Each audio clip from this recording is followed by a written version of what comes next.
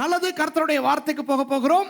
දැන් අපි දෙවියන් වහන්සේගේ වචනයට ගමන් කරන්න යන්නේ. We are going to enter the word of God with utmost joy, and today I'm going to take you through a lovely ride all the way from Genesis to date. இன்று ஆதியாகமத்திலே இருந்து இன்று வரை ஒரு விஷயமாக நான் உங்களை ஒரு அருமையான பிரயாணத்திலே கூட்டிக் கொண்டு வரப்போகிறேன். අද දවසේ මම ඔබව උප්පත්ති පොතේ ඉඳලා අද දවස දක්වා ඉතාමත් ලස්සන වූ ගමනක් එක්ක යන්න යන්නේ. அந்த ஒரு பயணம் என்று போனால் நமக்கு முதலாவது மண்டையில் வருவது என்ன? එක ගමනක් ගමන් කරනවා කියපුවා අපේ ඔළුවට ඉස්සරෝම එන්නේ මොනවද? If we talk about a trip, what comes to our mind first? Food. சாப்பாடு. කෑම. என்ன சாப்பாடு சாப்பிட போறோம்? මොන කෑමද අපි කන්න යන්නේ? சுத்திக்கிட்டு போறோமா இல்ல போற இடத்துல சமைக்க போறோமா? අපි කෑම ඔතාගෙන යන්න යනවද නැත්නම් ගිහිල්ලා යන තැන උයාගෙන කනවද? Are we going to take packed food, or are we going to cook or buy where we go? அப்போ அந்த சாப்பாடு என்பது பிரயாணத்தோடு ரொம்ப ரொம்ப முக்கியமானது. ඒතොර අපි ගමනක් පිටත් වෙද්දි මේ කෑම කියන එක ඉතාමත් වැදගත් ඒ ගමනට. Food is so entwined with trips. And as I said, I'm going to take you on a trip all the way from Genesis. We need food. அப்போ ஆதி ஆகமத்திலிருந்து இன்று வரை ஒரு பிரயாணமாய் நாம் போக போகிறோம் என்றால் நமக்கு உணவு வேண்டும். එතකොට උප්පත්ති පොතේ ඉඳලා අද දවස් දක්වා එක ගමනක් අපි ගමන් කරනවා කියද්දි කෑම ඒකට අවශ්‍යයි. வேதத்தின் உணவு அப்பம். බයිබලයේ කෑම නම් රොටි. The food of the Bible happens to be bread. Now the Bible itself is bread. வேதமே அப்பம் தான். එතකොට මේ බයිබලය කියන්නේම අපිට රොටියක් තමයි. ஆனால் இந்த வேதத்துக்குள்ளேயும் மன்னா எனும் அற்புதமான அப்பம் ஆண்டவர் நமக்கு தந்திருக்கிறார். හැබැයි මේ බයිබලය ඇතුලෙන් අපිට මන්නා කියන ඒ විශේෂ වූ කෑම දෙවියන් වහන්සේ දීලා තියෙනවා. The Bible is bread, but also the Bible contains the heavenly bread which is manna. இப்போ இன்றைக்கு திருவிருந்து நாள். දැන් අද ඇවිල්ලා අන්තිම රාත්‍රී භෝජන සහභාගී වෙන්නව දවස. රාත්‍රී භෝජන කියන්නේ අන්තිම කියනකොට මිනිස්සු හිතන්නේ ආයෙ කරන්නේ නැහැ කියලා. මිනිස්සුන්ට තේරෙන්නේ නැහැ නේ යේසුස් වහන්සේගේ කාලේ අන්තිම එක කියලා. Today happens to be our Holy Communion Sunday, and lo and behold, the table is ready. After the message, we are going to enjoy the Holy Communion with the masks on, because we love the communion, we hate the COVID. நாம் அழகான திருவிருந்து மேஜை ஆயத்தம் பண்ணப்பட்டிருக்கிறதை காணுகிறோம். දැන් අපි රාත්‍රී භෝජනය ලස්සනට සූදානම් කරලා තියෙනවා. இன்றைய செய்தியின் பிறகு இதிலே பங்கு கொள்ள போகிறோம். දැන් අද දේශනාවට පසුව මෙහෙට සහභාගී වෙන්න යනවා. அநேகர் அநேக நாட்களுக்கு பிறகு திருவிருந்திலே கலந்து கொள்கிறார்கள். බොහෝ දෙනෙක් බොහෝ දවසකට පස්සේ තමයි මෙහෙට සහභාගී වෙන්න යනවා. Some people are partaking in the Holy Communion after a long time. And in our church, we administer Holy Communion only to baptized believers, adults, not to children and, things like that. So there are people who are craving to be baptized, and they have to just sit and see others partake of this. இப்போ எங்களுடைய சபையிலே ஞான ஸ்நானம் பெற்றவர்களுக்கு மட்டும் தான் திருவிருந்து கொடுக்கிறோம். දැන් අපේ සභාවේ ජල බෞතිස්මය ලැබුව අයට පමණයි මේ රාත්‍රී භෝජන සහභාගී වෙ හැක්කේ. சும்மா மக்களை தடவி கொஞ்சி தாலாட்டி ஆராட்டி சீராட்டி அவர்களிடத்திலிருந்து நல்ல பேர் வாங்குவதற்கு அவர்களுடைய பிள்ளைகளுக்கும் கொடுத்து ஞானஸ்நானம் எடுக்காதவர்களுக்கும் கொடுத்து இந்த திருவிருந்தை கேவலப்படுத்த மாட்டோம். දැන් නිකම් මේ ඇවිල්ලා ඉන්න හැමෝටම මේක දීලා ඒගොල්ලෝ හුරතල් කරලා නලවලා කිරි දීලා මේ බබා කරලි වෙලා මේ ඒගොල්ලෝ සන්තෝෂ කරලා මේ පොඩි ළමයිටයි හැමෝටම අන්තිම රාත්‍රී භෝජන සහභාගී වෙන්න අපි දෙන්නේ නැහැ. இன்றைக்கு திருவிருந்து என்று சொல்லும் பொழுது அதிலே அப்பமும் திராட்சை ரசமும் கட்டாயம் வர வேண்டும். මේ රාත්‍රී භෝජනය කියද්දී ඒට අනිවාර්යයෙන්ම මිදි උසත් රොටිත් අවශ්‍යමයි තිබිය යුතුමයි. So in a Holy Communion, at a Eucharist, a proper Eucharist, you got to have bread and wine. நான் திராட்சை ரசத்தை பற்றி இன்றைக்கு பேசப் போவதில்லை. දැන් මිදි උෂ පිළිබඳව අද දවසේ දේශනා කරන්න යන්නේ නැහැ. It is not within the perimeters of my scope today to delve in the subject of wine. Therefore, I'm going to concentrate only on bread. நான் அப்பத்தை பற்றி மாத்திரமே பேசப் போகிறேன் என்று. අද දවසේ කතා කරන්න යන්නේ රොටි ගැන පමණයි. அப்பம் என்ற சொல் இப்போ தமிழிலே அப்பம், දෙමළෙන් அப்பம் කියන්නේ. දෙමළෙන් අප්පම්. In Tamil we say appam.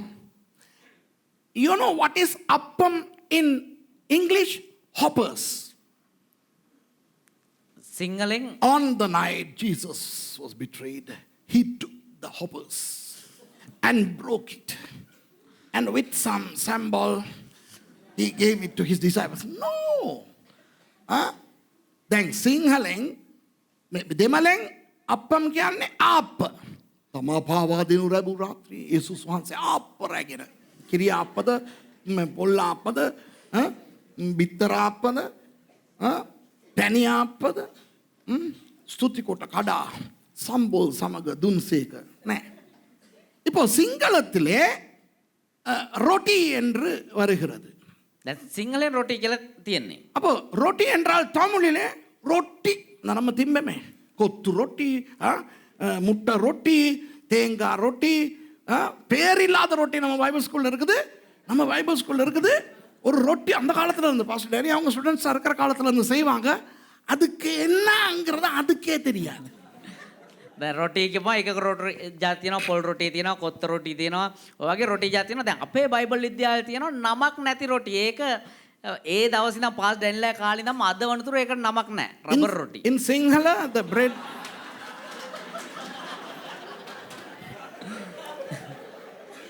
rubber roti. තිම්බා මං උඹලට රබර් රොටි කන්න දෙනවා මමත් ඒ වනේ කෑවේ බං ඒකෙන් තමයි මගේ දතක් ගියේ නිකන් මෙතන ඔණ්ඩියට දානවා දැක්කද රබර් රොටි කන්න දෙනවා කියලා. Hey guys, bread in Sinhala is roti, which is a Sri Lankan food. Those who have come to Sri Lanka, you have eaten that roti. You have kottu roti, pol roti, mal roti, gal roti, elevulu roti, mas roti. All the rotis. Why worry? Let's go to see what the term is in Hebrew and Greek. நாம் வந்து எபிரேய மொழியிலும் கிரேக்க மொழியிலும் இந்த சொல்லினுடைய அந்த சொல் என்ன என்று பார்த்து விடுவோமே.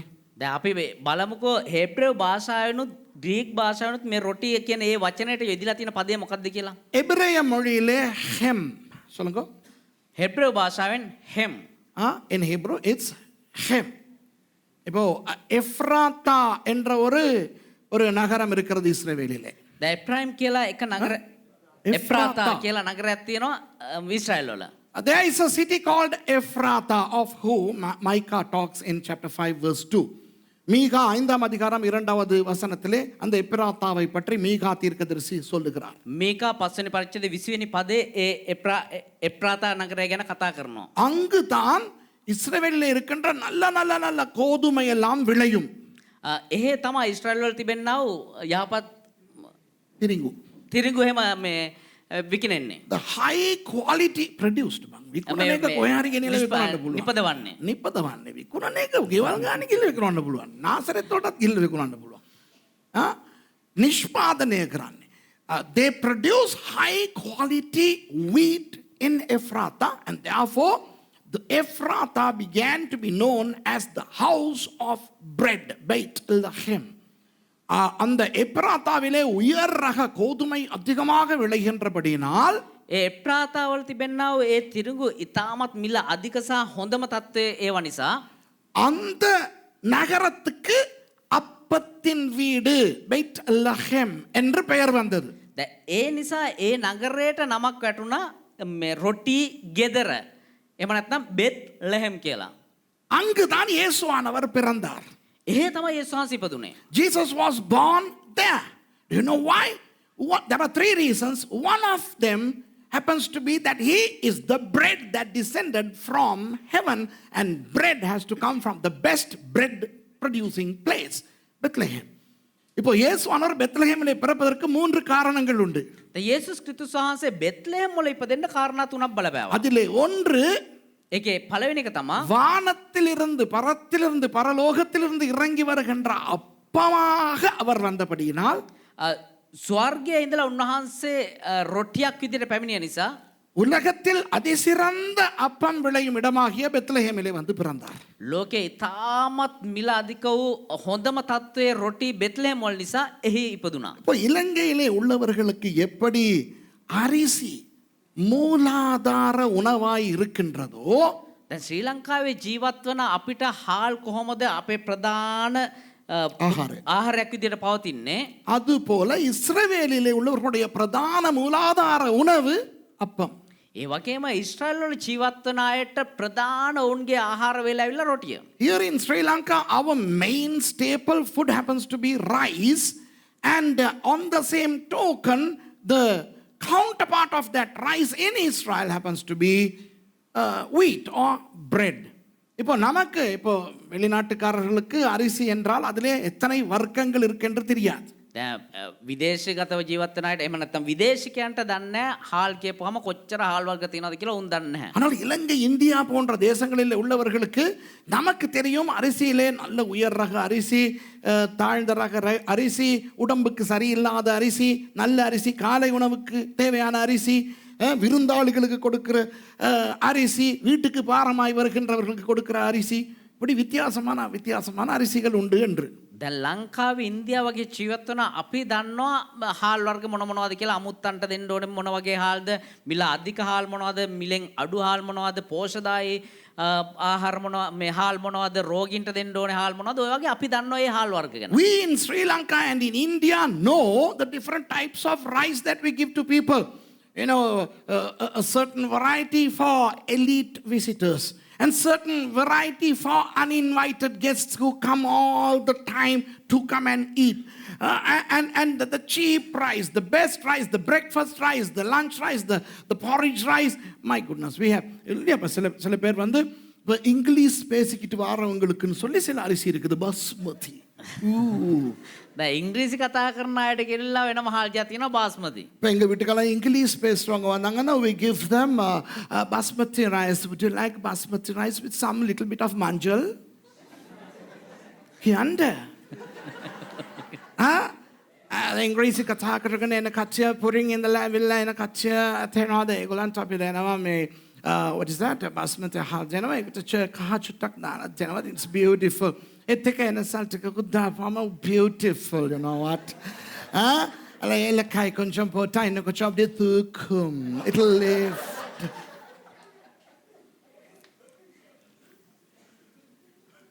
எரிச்சலான சொந்தக்காரன் வந்தா அவனுக்கு தள்ளுறதுக்கு கல்லோட அரிசி இருக்கு. එපා කරපු නෑදෑයෙක් එහෙම આવොත් එයාට කන්න දෙන්න කියලා ගල් එක්ක එකතු වෙලා තියෙන හාල් තියෙනවා වෙන මුයන්. We have varieties of rice exclusively for the hated relations. The in-laws who happen to be outlaws. You know, when the in-laws come, we have in rice stone. கல்லுல இருந்து சோத்தை பிரிக்கிறதா, சோத்துல இருந்து கல்லு பிரிக்கிறதா.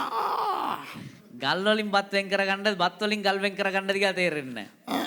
அதுபோல அங்கு இஸ்ரவேலிலே அவர்களுக்கு வித்தியாசமான கோதுமைகள் உண்டு. ඒ වගේ ඊශ්‍රායල් වලත් විවිධ වූ ආකාරයේ තිරිඟු තිබෙනවා. In Israel they have different varieties of wheat, the best of which is grown in Ephrathah, and that's why it is called Bethlehem. அவற்றில் உயர் ரக கோதுமை விளைவது எப்ராத்தாவிலே, அதனால் தான் எப்ராத்தாவுக்கு பெத்லஹேம் என்று பெயர். ඒ ඊටමත් උසස් තත්වයේ තිරිඟු හැදෙන්නේ එප්‍රාතාවල. ඒ නිසා තමයි ඒකට බෙත්ලහෙම් කියලා කියන්නේ. அப்போ எபிரேய சொல் என்ன? hem. ඒතර හෙබ්‍රේව භාෂාව මොකද්ද? hem. The Hebrew word for bread is hem, hey, not ham. Ham is something else. It's the body, dead body of a pig. Okay, that's ham. This is not ham, this is hem. Greek மொழியிலே artos. Greek භාෂාවෙන් artos. In Greek it is artos. அப்போ முதல் இந்த அப்பத்தை அறிமுகப்படுத்தியது யார், ஏன்? එතකොට පළමු වතාවට මේ රොටි හඳුන්වා දුන්නේ කවුද, ඇයි? Who introduced and why? This bread, who introduced bread and why? இப்போ உலக சரித்திரத்துக்கு நீங்கள் போய் பார்த்தால் அவர்கள் தடுமாறுவார்கள். மெசபொத்தேமியாவிலேயும் அப்பம் இருந்தது, அக்காடியன் அந்த பாபிலோன் பிரதேசத்தில் இருந்தது என்று அவர்கள் தடுமாறுவார்கள். දැන් ලෝක ඉතිහාසය පැත්තට ගත්තොත් එහෙම මෙසපොතේමියාවිල ඒ පැත්තේ තිබුණා මේ රොටි කියලා ඒගොල්ලෝ හොයාගන්න බැරුව දඟලන්න වෙයි අවුල් වෙලා. You know, if you try to see who introduced bread, who invented bread, it's very difficult because the first civilization happens to be Mesopotamia, and they already knew to bake bread, different types of bread. Now we know who introduced bread and why in the Bible. ஆனால் நமக்கு யார் அப்பத்தை அறிமுகப்படுத்தினார், ஏன் என்று தெரியும். හැබැයි අපිට කවුද මේ රොටි හඳුන්වා දුන්නේ ඇයි කියන එක අපි දන්නවා. ஆதியாகமம் 1:29 ஆண்டவர் ஆதாமுக்கு சொல்லுகிறார் உங்களுக்கான சாப்பாடு என்ன என்று. උපත්තේ 1:29 ආබ්‍රහම්ට කියනවා ඔයාලගේ ආදාම්ට කියනවා ඔයාලගේ ආහාරය කුමක්ද කියලා. ஆபிரகாம் කියලා කිව්වේ. நான் ஆதாம் நேனா ஆபிரகாம் நேனா சொல்லு. ආදම් நான் சரியா தானே சொன்னேன். ஏம்மா என்னை குழப்புற நீ? நானும் யோசிச்சு நான் ஆபிரகாம்னு சொல்லணும். God stipulated the kind of food intended for people in Genesis 1:29. Let's read Genesis 1:29. ஆதியாகமம் 1:29. பின்னும் தேவன் இதோ பூமியின் மேல் எங்கும் விதை தரும் சகலவித பூண்டுகளையும் விதை தரும் கனிமரங்கள் ஆகிய சகலவித விருட்சங்களையும் உங்களுக்கு கொடுத்தேன், அவைகள் உங்களுக்கு ஆகாரமாய் இருக்க கடவது. උපත්තේ 1:22 වෙනි පදය 29 වෙනි පදය තවද දෙවියන් වහන්සේ බලව මුළු පොළොව තලෙහි ඇති බීජ දරන සියලු පලාද බීජ දරන පල ඇති සියලු වෘක්ෂයන්ද නුඹලාට දුනිමි. එය නුඹලාට ආහාර පිණිස වන්නේය. Yeah. And God said, Behold, I have given you every herb bearing seed, which is upon the face of the earth, and every tree in which is the fruit of a tree yielding seed. To you it shall be for meat. இப்போ மனிதனுக்கு ஆண்டவர் அழகான உணவு வகைகளை இயற்கையாகவே கொடுத்திருந்தார். දැන් දෙවියන් වහන්සේ මනුෂ්‍යයන්ට ඉතා යහපත් වූ ආහාර එහෙම නිෂ්පාදනය කළා දුන්නා. God had given people wonderful food through the nature. They didn't have to till the ground, cultivate or do anything. Just enjoy, just like the animals do even today. இப்போ மிருகங்கள் எப்படி விதைப்பதில்லை, அறுப்பதில்லை, ஒன்றும் செய்வதில்லை, இயற்கையில் இருந்து உணவு அருந்துகின்றதோ, දැන් සත්තු කොහොමද කිසිම භෝගයක් වවන්නෙත් නැහැ, කපා ගන්නෙත් නැහැ, ස්වභාව ධර්මෙම කොහොමද ආහාර සපය ගන්නේ? அதுபோல மனிதனும் ஷஃபானாய் இருந்து கொண்டு நன்றாய் சாப்பிட்டு குடித்து வாழத்தான் ஆண்டவர் படைத்தார். ඒ වගේ මනුස්සයර ජොල්ලියේ ඉඳලා එහෙම්මම ඒ ආහාර සපය ගන්න පුළුවන් ආකාරයෙන් තමයි දෙවියන් වහන්සේ මනුෂ්‍යව මැව්වේ. ஆனால் மனிதன் பாவத்திலே விழுந்தபடியினால் හැබැයි මනුෂ්‍යයා පාපයට වැටුණු නිසා ஆண்டவர் அவனை சபித்தார். දෙවියන් වහන්සේ උට ශාප කරා. But when man fell into sin, God cursed man. அந்த சாபங்களில் ஒன்று ඒ ශාපවලින් එකක් තමයි ஆதியாகமம் 3ஆம் அதிகாரம் 19வது வசனத்தில் இருக்கிறது. උපති 3 වෙනි පරිච්ඡේද 19 වෙනි පදයේ තියෙන්නේ one of those curses is found in Genesis chapter 3 and verse 19. Let's read that. நீ பூமியிலிருந்து எடுக்கப்பட்டபடியால் நீ பூமிக்கு திரும்ப மட்டும் உன் முகத்தின் வேர்வையால் ஆகாரம் புசிக்கிறாய் என்று வருகிறது. නුඹ භූමියෙන් ගන්නා ලද බැවින් ඒට හැරී යනතෙක් නුඹේ මුහුණේ දහඩියෙන් යුක්තව කෑම කන්නේහිය. In the sweat of thy face shalt thou eat bread, till thou return unto the ground. For out of it was thou taken, for dust thou art, and unto dust. இப்ப தமிழிலேயும் சிங்களத்திலேயும் ஒரு பிரச்சனை இருக்கிறது. දැන් දෙමළ භාෂාවෙත් සිංහල භාෂාවෙත් පොඩි ප්‍රශ්නයක් තියෙනවා. English people don't worry, the Bible says bread. Our Tamil and Sinhala don't use the word bread. Only now I am seeing that. இப்போதான் கவனிக்கிறேன் ஆகாரம் என்று தமிழிலே வருகிறது. දැන් සිංහලනුත් ඒක පැමිණෙන්නේ කෑම කියලා. ஆகாரம் என்றால் இட்லியும் ஆகாரம் தான், தோசை, வடை, இடியப்பம் இதுவும் ஆகாரம் தான், சோறு, மாம்ச உணவு, மரக்கறி உணவு, முட்டை, கீரை எல்லாமே ஆகாரம் தான். දැන් කෑම කියපුවාම අපිට මාංශමය ආහාර ඒ වගේම බිත්තර එළවලු කෑම, මස් කෑම, මැල්ලුම්, බිත්තර, කරවල, சம்போல், கருவாடு, சம்போல் மகிமையான ஆகாரம் இப்படி. ஆனால் உண்மையாக அந்த இடத்துல எபிரேய மொழியிலே ஆகாரம் என்று இல்லை. හැබැයි ඇත්තටම ඒ ස්ථානයේ හේබ්‍රේව භාෂාවෙන් බලද්දී ආහාර කියලා නෙමෙයි එන්නේ. In the Hebrew it does not say food, it says bread, and the KJV has rendered it correctly. Daniel, I would like you to read it again. இப்போ தமிழ் சிங்கள மக்களும் அவர் இங்கிலீஷ்ல வாசிக்கும் போது கவனிங்க. දැන් දෙමළ සිංහල කට්ටියත් ඔහු ඉංග්‍රීසි භාෂාවෙන් කියද්දී ඒකට අවධානය යොමු කරන්න. Yeah. In the sweat of thy face shalt thou eat bread. Eat bread. Wow. Eat bread. Not food. Bread. Thank you, Daniel. அப்போ அப்பம் ஹெம் என்ற சொல்லை அறிமுகப்படுத்தியவர் யார்? එහෙමනම් රොටි හෙම් කියන ඒ වචනේ හඳුන්වා දුන්නේ කවුද? ஆண்டவர். දෙවියන් වහන්සේ. So who introduced a thing called bread? God. Even before man knew that something called bread exists, God said, you will eat bread.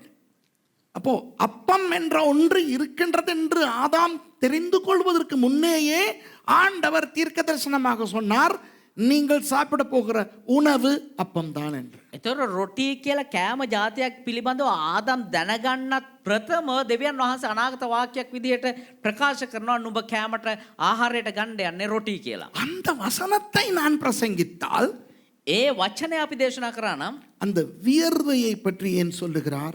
ඇයි දහඩිය ගැන කතා කරන්නේ? நீ பூமியிலிருந்து எடுக்கப்பட்டபடியால் நீ பூமிக்கு திரும்புவாய் என்று ஏன் சொன்னார்? නුඹ භූමියෙන් ගත් නිසා නැවත නුඹ භූමියට යනවා කියන එක. பூமியிலே இருந்து சும்மா அப்பம் வராதே. මේ පොළොවේ ඉඳලා නිකම්ම රොටියෙන් නැහැනේ. அந்த கோதுமையை எடுத்து ඒක திரிங்கு. තිරුඟු අරගෙන அதை அப்பமாக்குவதற்கு எவ்வளவு கிரமங்கள் இருக்கின்றன. ඒක රොටියක් බවට පරිවර්තන කොච්චර ක්‍රියාවලියක් තියෙනවද? அவற்றை குறித்து ஒரு பெரிய பிரசங்கமே பண்ண முடியும். ඒ පිළිබඳව ලොකු විශාල දේශනාවක් කරන්න පුළුවන්. If I preach from this verse alone, I can talk about why sweat, why the toil, and how would you convert grains of wheat into bread. What is the process?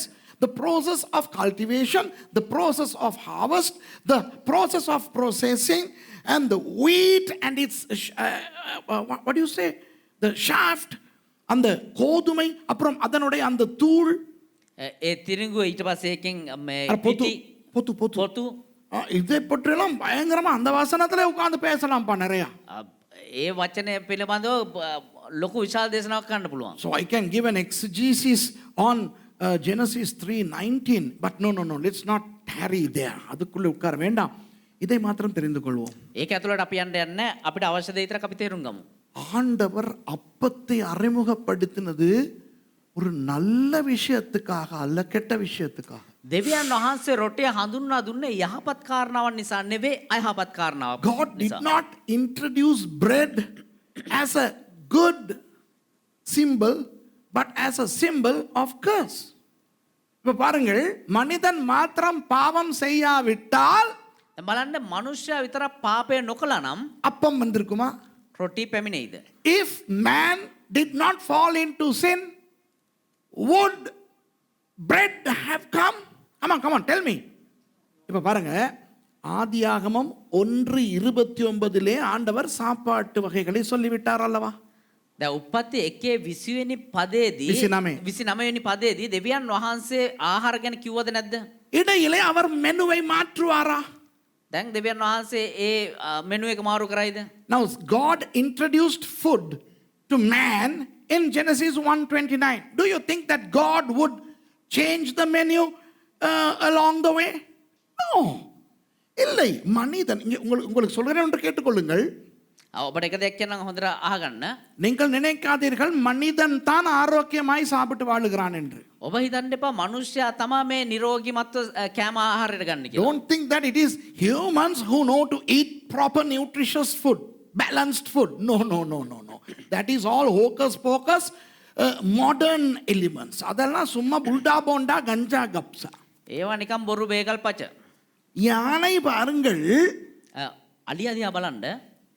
அது பிறந்ததிலிருந்து சாகும் வரைக்கும் அது சாப்பிட்டு அழகாக யானையாய் பிறந்து யானையாய் வாழ்ந்து யானையாகவே சாகிறது.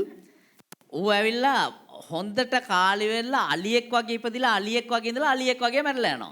The elephant is born an elephant, he lives as an elephant and he dies as an elephant with the elephant food that he eats. யானைக்கு புண்ணாக்கு கொடுத்துக்கிட்டு இருக்க தேவையில்லை. අලියට පුන්නක්කු දෙන්න අවශ්‍ය නැහැ. யானைக்கு sausage கொடுக்க தேவையில்லை. අලියට සොසේජස් දෙන්න අවශ්‍ය නැහැ. Hey elephant, you are so big, you need proper strong muscular anatomy, so we need to give you multivitamins for Americans. Hey, யானைக்கு நிறைய பெரிய கால், நிறைய மசில் எல்லாம் வேணும். அதனால அதுக்கு நல்ல புரோட்டீன் வேணும், சொசேஜ் எல்லாம் கொடுக்கணும், முட்டை எல்லாம் கொடுக்கணும். යාලියට හොඳට ලොකු කකුල් ඕනේ හොඳ මාංශ පේශි එන්න ඕනේ කියලා උට සොසේජස් මේ කුකුල් මස් බිත්තර එහෙම දෙන්න ඕනේද? விளங்குதா பொம்பளை யானை பெரிய பிள்ளையாக போகும்போது அதுக்கு முட்டை கொடுக்கணும் அதுக்கு விட்டமின் கொடுக்கணும் இப்படியெல்லாம் அம்மா யானை நினைக்குதா? නෑ අලි කෙල්ල අලි පැටියා අලි ගෑනු පැටියා ලොකු ළමයෙක් එන්න ඕනේ කියලා උට බිත්තර අනම්මන හොඳ ඒවා දෙන්න ඕනේද? மாஸ்டர் மகேஷ்க்கு அம்மா இன்னது மாஸ்டர் மகேஷ்க்கு அம்மா இன்னது කියන්නේ ஓ ඉන්නවද? ඉන්න. ඒකනේ දඟලන්නේ කිරිකොකට් සංගල කියගෙන යන්න මේ බලන්න අලි කෙල්ල වැඩි වියට පත් වෙන්න යනවා කියලා ඇතින්නේ එයාට බිත්තර දීගෙන අරවා දීගෙන මේවා දීගෙන එයාව රැඩි කරනවද නෑනේ හලෝ ඔය අල්ලියට ඉන්නේ யானை மாதிரி நல்லா இருக்குது ஆண்டவர் படைத்த மிருகங்களுக்கெல்லாம் දෙවියන් වහන්සේ මැව්වා වූ සතුන්ට ஆண்டவர் கொடுத்த நியமித்த சாப்பாடு அன்றிலிருந்து இன்று வரை சூப்பராய் இருக்கிறதப்பா. දෙවියන් වහන්සේ නියම කරපු ඒ කෑම එදා ඉඳන් අද වනතුරු නියමට තියෙනවා. The animals were given food by God and they are so happy and the only enemies for animals are humans except that the humans are causing the extinction of animals. The animals are all fine. இந்த மனிதன் மிருகங்களை நாசமாக்குகிறான் இயற்கையை நாசமாக்குறான் ஒழிய මේ මනුෂ්‍ය සත්ව මේ විනාශ කරනවා එහෙම නැත්නම් சோபா தர்மய நாஸ்தி කරනවා ඒ හැරෙන්න இந்த மிருகங்கள் எல்லாம் சந்தோஷமாகத்தான் வாழுகின்றன. මේ සත්තු සන්තෝෂෙන් තමයි ජීවත් වෙන්නේ. அந்த பெரிய காண்டா மிருகம் அதுவே மச்சம் சாப்பிடாம வெஜிடபிள் சாப்பாட்டுல நல்லா இருக்குடா. ඒ විශාල සතාම මස් මාංශ කන්නේ නැතුව මේ මොකද? හිපොපොටේමස් ඌ මස් කන්නේ. බලන්නකො දෙවියන් වහන්සේගේ මැවිල්ල ඌගේ නමේ විතරයි මස් තියෙන්නේ. නමේ ඇඟේ මස් තියෙනවා. ඌ කන්නේ මස්. හැබැයි ඌ ඉන්න විදිය බලන්න.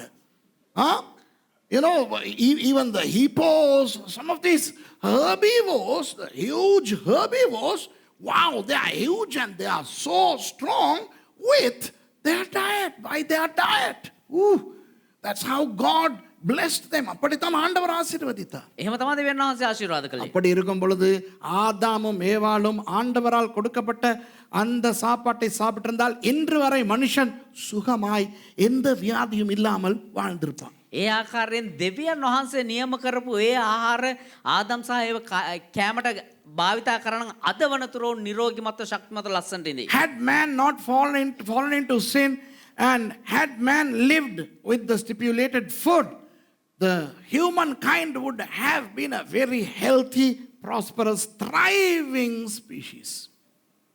பாவம் செய்தான். පව් කළා. ஆண்டவர் சொன்னார் இனி உனக்கு சும்மா கிடைக்காது படவா. දෙවියන් වහන්සේ කිව්වා ආයේ උඹට නිකන් හම්බෙන්නේ නැහැ. Man fell into sin and God said, no more free food. You have to earn your food. நீ இனி உழைக்க வேண்டும். ආයේ උඹ හම්බ කරන්න ඕනේ. நெற்றி வியர்வை நிலத்தில் சிந்தனை பாடுபட்டு அப்பம் தயாரிக்க வேண்டும். උඹේ නල්ලේ දහඩිය සවිත උඹ වෙහෙස මහන්සි වෙලා උඹ ආහාර උපයාගත්තා. You got to shed your sweat to the ground and you got to manufacture the bread that you are going to eat. ஆகவே அப்பம் என்பது ஒரு நல்ல பின்னணியிலிருந்து வந்த ஒன்றல்ல, ஒரு சாபமான ஒரு பின்னணியிலிருந்து வந்தது. ඒ නිසා රොටි කියන්නේ ඉතාමත් යහපත් වූ දෙයක් විදිහට ආපු දෙයක් නෙමෙයි. පසුබිම. පසුබිමකින් ආපු දෙයක් නෙමෙයි. ශාපය කියන පසුබිමෙන් ආව වූ දෙයක්. So the purpose and the background of the bread was not a sweet one, lovely one, but a sad one which is related to sin and curse. But the bread in essence is good. ஆனால் அப்பம் நல்லது. හැබැයි රොටි හොඳයි. புரியுதா நான் சொல்றது? ஆனால் அப்பம் எந்த பின்னணியில் வந்தது? மனிதன் பாவத்தில் விழுந்து விட்டபடினால் சாப பின்னணியில் வந்தது. දැන් රොටි මොන පසුබිමෙන්ද ආවේ? මනුෂ්‍යයා පාපය කරපු නිසා ඒ ශාපය කියන පසුබිමෙන් තමයි ආවේ. The bread is good. There's nothing wrong with the bread. But the background, the context within which the bread arrived happens to be sin and curse. அதுபோல ඒ වගේ ஜீவ அப்பமாகிய இயேசுவானவர் நல்லவர் பரிசுத்தர். ජීවනදායක රොටි වන්නා යේසුස් ක්‍රිස්තුස් වහන්සේ යහපත් සුද්ධයි. பரலோகத்திலிருந்து அவர் உலகத்துக்கு வந்தார். Wow. ස්වර්ගයේ ඉඳලා උන්වහන්සේ ලෝකෙට ආවා. On the same token, the spiritual bread Jesus, he is wonderful, he is good, no sin in him, and he came to earth from heaven. But look at the background and the context. Sin and curse. ஆனால் ஏன் அவர் வந்தார் பின்னணியை பாருங்கள். හැබැයි ඇයි උන්වහන්සේ ආවේ පසුබිම් බලන්න? பாவமும் சாபமும். පාපයත් ශාපයත්. மனிதன் பாவத்திலே விழுந்து விட்டான். මනුෂ්‍යයා පාපයට වැටුණා. சாபத்திலே கிடக்கிறான். ශාපයේ ජීවත් වෙනවා. ஆகவே அவர் ஜீவாப்பமாக வர வேண்டி வந்தது நம்மை காப்பாற்ற.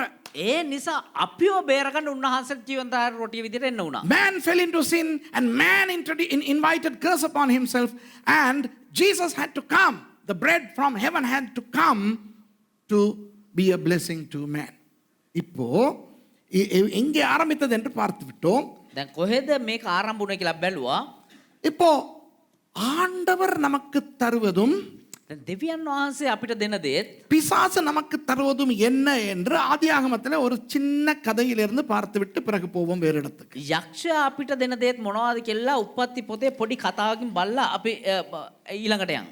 Now that we have seen who introduced bread and wine, let's go to another portion in Genesis, to a story, part of a story, to discover what God would love to give over against what the devil would want to give. ஆதியாகமம் 14வது அதிகாரத்துக்கு போவோம். උප්පත්ති 14 වෙනි පරිච්ඡේදයට යමු. Let's go to Genesis chapter 14.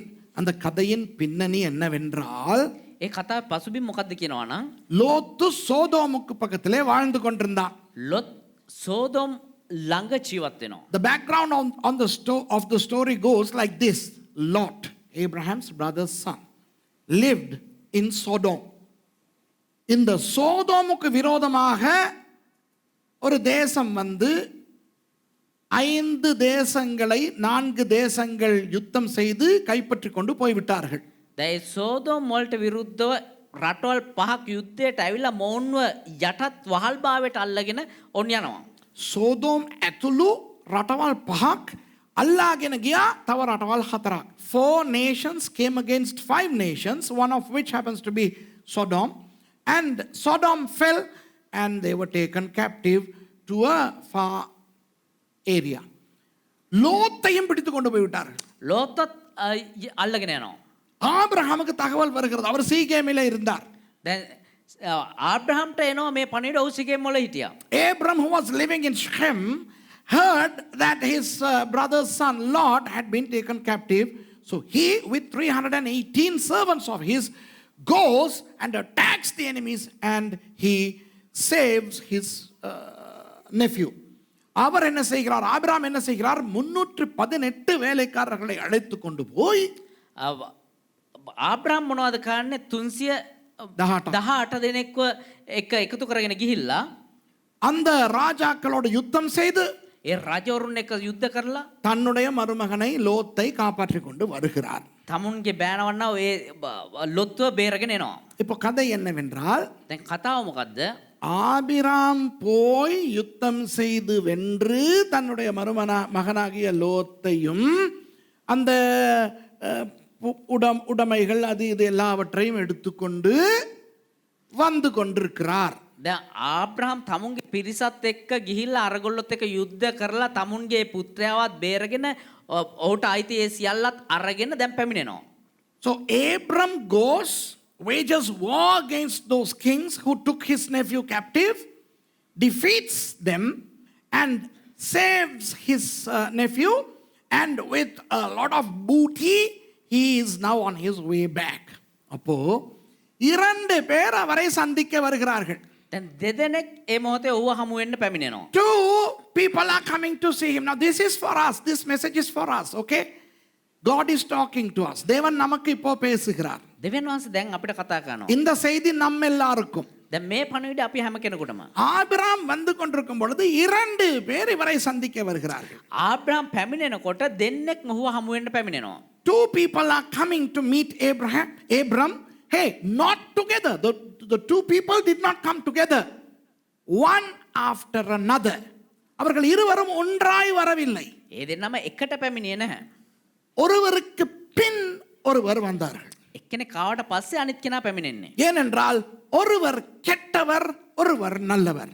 ඇයි කියනවනම් මේ එක්කෙනෙක් හොඳ පුද්ගලයෙක් අනිත් කෙනා නරක පුද්ගලයෙක්. Why didn't they come together? They cannot, because one was evil, one was good. Who came first? Evil came first. யார் முதலாவது வந்தது அவரை சந்திக்க? කවුද මේ ආබ්‍රහාම වෙන්න ඉස්සරවම එන්නේ? நல்லவரா கெட்டவரா? හොඳ කෙනාද නරක කෙනාද? இந்த இரண்டு பேருமே ராஜாக்கள். මේ දෙන්නම රජවරු. Both of them were kings. So the evil king comes first to Abram. முதலாவது ஆபிரகாமை சந்திப்பது அந்த கெட்ட ராஜா. ඉස්සරවම ආබ්‍රහාම හමු වෙන්නේ අර නරක රජතුමා. 15வது வசனத்திலிருந்து வாசிப்போமா, அப்பதான் உங்களுக்கு கதை கொஞ்சம் புரியும். 15 වෙනි පදේ ඉඳලා අපි කියවමු. ஆதியாகமம் 14:15. We are going to read from verse 15 of Genesis 14. இராக்காலத்திலே அவனும், அதாவது ஆபிரகாமும், அவன் வேலைக்காரரும் பிரிந்து பவிஞ்சுகளாய் அவர்கள் மேல் விழுந்து அவர்களை முறியடித்து தமஸ்குவுக்கு இடதுபுறமான ஓபா மட்டும் துரத்தி சகல பொருள்களையும் திருப்பிக் கொண்டு வந்தான். தன் சகோதரனாகிய லோத்தையும் அவனுடைய பொருள்களையும் ஸ்திரீகளையும் ஜனங்களையும் திருப்பிக் கொண்டு வந்தான். வாவ். උපත්ති 14 15 වෙනි පදය. சகதாசே. 15 16 පද. තවද ඔහු, ඒ කියන්නේ ආබ්‍රහම්, ඔහුගේ මේ කරුවොත් රාත්‍රියේ ඔවුන්ට විරුද්ධව බෙදී ඔවුන්ට පහරදී දමස්කයට වම් පැත්තේ වූ හෝබා දක්වා ලුහු බැඳ ගොස් සියලු සම්පත් ආපසු ගෙනාවෝය. 10 වෙනි පදේ ඔහු තම සහෝදරෝ ලොත් සහ ඔහුගේ සම්පත්ද ස්ත්‍රීන්ද සෙනගද ආපසු ගෙනායේය. Yeah, verses 15 and 16. And he divided himself against them, and he and his servants by night, and smote them, and pursued them unto Hobah, which is on the left hand of Damascus. And he brought back all the goods, and also brought again his brother Lot, and his goods, and the woman also, and the people. இப்போ இந்த ஆபிரகாமை சந்திக்க முதல் வருவது யார் என்று பார்ப்போம். දැන් මේ ආබ්‍රහාම හමු වෙන්නේ ඉස්සරවම එන්නේ කවුද කියලා බලමු. Let's see who comes first to meet Abram. Verse 17. 17வது வசனம். அவன் கெதர்லா கோமேரையும் அவனோடு இருந்த ராஜாக்களையும் முறியடித்து திரும்பி வருகிற போது சோதோமின் ராஜா புறப்பட்டு ராஜாவின் பள்ளத்தாக்கு எனும் சாவே பள்ளத்தாக்கு மட்டும் அவனுக்கு எதிர்கொண்டு போனான். 17 වෙනි පදය ඔහු කෙදොර් ලයෝමෙර් සහ ඔහු සමග සිට රජුන් මරා ආකල්ලි සොදොම්හි රජතෙමේ ඔහු සම්මුඛ වන පිණිස ශාවේ මිටියාවතට එනම් රජුගේ මිටියාවතට පිටත්ව ගියේය. Yeah, verse 17. And the king of Sodom went out to meet him after his return from the slaughter of Chedorlaomer. அடடடடடடா. Yeah, have you done it? And of the kings that were with him at the valley of Shaveh, which is the king's dale. Okay. அடடடடடடா. வெற்றியோடு திரும்புகிறவரை எதிர்கொண்டு போக வருகின்ற ராஜா யார்? දැන් ජයග්‍රාහීව ගියා වූ මේ කෙනාව හමු වෙන්න නැවත පැමිණෙන්නේ කවුද? Who goes to meet this victorious Abram who's coming after that amazing victory? The king of Sodom. சோதோமின் ராஜா. සොදොම්හි රජතුමා. சோதோம் என்பது எது? සොදොම් කියන්නේ මොකද්ද? தன்னின சேர்க்கையும் இதர பாவங்களையும் நிரம்ப பெற்ற ஒரு சாபமான ஒரு கேவலமான தேசம். සමලිංගික සේවන ඇතුළු ඉතාමත් අප්‍රිය ජනක වූ පාපයන් සහ දේවල් ඇතුළත් වූ ශාපලත් දේශයක්. What was Sodom? Sodom was a very evil country, a city which had all sins, including sodomy or homosexuality. ஆனால் முதலாவது வந்தவன் நின்று விட்டான், இன்னொருவர் ஓவர்டேக் பண்ணி போகிறார். හැබැයි පළවෙනියට ආපු කෙනා නැවතුණා නම් තව කෙනෙක් ඔහුව පහු කරන් යනවා. The first evil king comes, but then at one point he stops because somebody else is overtaking. யாருன்னு பாப்போமா? அடுத்த வசனம். කවුද කියලා බලමු අපි ඊළඟ Let's see who the other king is. Next verse. அன்றியும் உன்னதமான தேவனுடைய ஆசாரியனாய் இருந்த சாலேமின் ராஜாவாகிய மெல்கிசேதேக்கு அப்பமும் திராட்சரசமும் கொண்டு வந்து அவனை ஆசீர்வதித்து வானத்தையும் பூமியும் உடையவராகிய உன்னதமான தேவனுடைய ஆசீர்வாதம் ஆபிரகாமுக்கு உண்டாவதாக என்றார். 18 සහ 19 වෙනි පද. සාලෙම්හි රජ වූ මෙල්කිසෙදෙක් රොටි හා මුද්‍රික පානය ගෙනාය. හෙතෙම මහත්වම දෙවියන් වහන්සේගේ පූජකයා විය. ඔහු ආබ්‍රහම්ට ආශිර්වාද කොට අහසත් පොළොවත් හිමි වූ මහෝත්තම දෙවියන් වහන්සේගෙන් ආබ්‍රහම්ට ආශිර්වාද වේවා. And Yeah. Melchizedek, king of Salem, brought forth bread and wine, and he was the priest of the Most High God. And he blessed him and said, Blessed be Abram of the Most High God, possessor of heaven and earth. அன்பானவர்களே, மெல்கிசேதேக் என்பது ஷாலேமின் ராஜா. ප්‍රමාන්තයෙන් මෙල්කිසෙදෙක් කියන්නේ ශාලෙම්හි රජතුමා. Melchizedek was the king of Shalem. Shalem என்றால் எது? ශාලෙම් කියන්නේ කොහෙද? பிற்காலத்தில் எருசலேம் என்று வந்தது அது. පසු කාලීනව යෙරුසලම බවට පත් වුණේ එය. Shalem became Jerusalem later. But at this point, the Israelites were not yet born. Abram was not still Abraham. He was still Abram. இந்த இடத்திலே ஆபிராம் இன்னும் பாபிலோனிய ஆபிராம் என்று தான் இருந்தார். මේ ස්ථානයේ තවමත් ආබ්‍රහම් කෙනා අර බාබිලෝන් වල අබ්‍රහම් විදියට තමයි ඉන්නේ. இன்னும் அவர் ஆபிரகாம் ஆகவில்லை. ඔහු තවමත් ආබ්‍රහම් උන්නේ නැහැ. இன்னும் இஸ்ரவேலர்கள் உருவாகவில்லை. තාම ඉස්රායල් ජනතාව ඇති උන්නේ නැහැ, බිහි උන්නේ නැහැ. இன்னும் இஸ்ரவேல் என்ற ஒரு தேசம் கிடையாது. තාම ඉස්රායල් කියලා දේශයක් නැහැ. Still there were no Israelites, there were no Jews, and there was no nation called Israel. Israel was to come in the future, and when it happens, the capital was going to be this Shalem. Wow. அப்போ பிற்காலத்தில் இஸ்ரவேல் ஒரு தேசமாக உதயமாகும் பொழுது දැන් පසු කාලිනව ඉස්රායල් කියලා දේශයක් බිහි වෙද්දී இந்த ஷாலேம் தான் எருசலேமாக அதனுடைய தலைநகரமாக இருக்க போகிறது. මේ ශාලෙම් තමයි යෙරුසලම් විදියට එහි අගනගරයේ විදියට පත් වෙන්නේ. அப்போ தேவனுடைய தேசம் வருவதற்கு முன் அந்த தேசத்தின் தலைநகரத்தை ஆட்சி செய்து கொண்டிருந்த ராஜா தான் இந்த இரண்டாவது ராஜா. එතකොට දෙවියන් වහන්සේගේ නගරය බිහිවෙන්නටත් කලින් දෙවියන් වහන්සේගේ දේශය බිහිවෙන්නටත් කලින් ඒ දේශය අග නගරය පාලනය කරන් සිටියා වූ රජතුමා තමයි මේ මෙල්කිසෙදෙක්. Even before Israel became a nation, the capital of Israel, Jerusalem, was Shalem in those days, and the king of Shalem was the good king who came to meet Abram. எபிரேயர் புத்தகத்திலே 7 8 அதிகாரங்களை நீங்கள் பிறகு நேரம் கிடைக்கும் பொழுது கொஞ்சம் பாருங்கள். හෙබ්‍රේ පොතේ 7 සහ 8 වෙනි පරිච්ඡේද ඔබ පසුව වෙලාව තිබුණොත් කියවලා බලන්න. When you have time, just peruse through Hebrews chapters 7 and 8. You will discover that Melchizedek was a type of Christ, and the priesthood and the kingship of Jesus stem from Melchizedek. இப்போ இந்த மெல்கிசெதேக் என்பவர் இயேசுவானவருக்கு அடையாளமானவர். මේ මෙල්කිසෙදෙක් කියන තැනැත්තා යේසුස් ක්‍රිස්තුස් වහන්සේට සංකේතයක්. அந்த மெல்கிசெதேக்கின் ஆசாரியத்துவத்தில் தான் இயேசுவானவர் பிரதான ஆசாரியனாய் வந்தார். ඒ මෙල්කිසෙදෙක්ගේ පරමුරෙන් තමයි යේසුස් ක්‍රිස්තුස් වහන්සේ ප්‍රධාන පූජකයා විදියට පැමිණෙන්නේ. அதை உங்களுக்கு எபிரேயர் புத்தகத்திலே பார்க்கலாம். ඒක ඔබට හෙබ්‍රේ පොතේදී බලන්න පුළුවන්. இப்போ விஷயம் தெரியாதவர்களுக்கு ஒன்றை சொல்லுகிறேன். දැන් මේ කාරණාව හරියට දන්නේ නැති අයට පොඩ්ඩක් කියන්න. இஸ்ரவேலர்களுக்கு 12 கோத்திரங்கள் இருந்தன. ඉස්රායල් වරුන්ට ගෝත්‍ර 12ක් තිබුණා. For people who are less informed, may I explain something? Israel had 12 tribes, and each tribe was